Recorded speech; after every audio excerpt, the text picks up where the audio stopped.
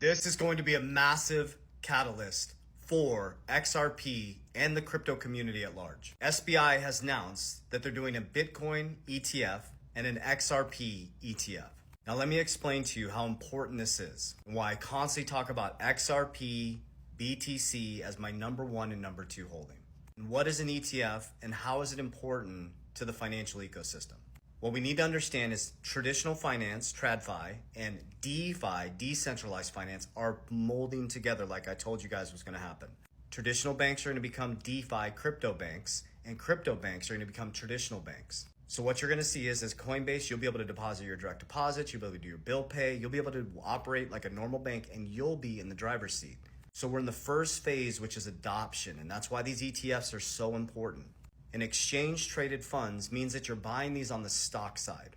So for example, the catalyst of 19, I think this would make it 20 XRP ETFs waiting to be approved, would bring institutional adoption in.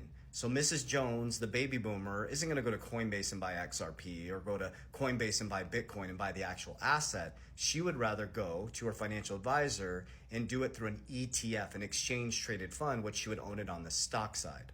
Now, people ask me all the time, what would you rather do? I want to hold it. I own XRP myself. I hold the token. I hold Bitcoin. Now, this would be an exchange traded fund giving you exposure to it on the stock side. You don't hold the actual token.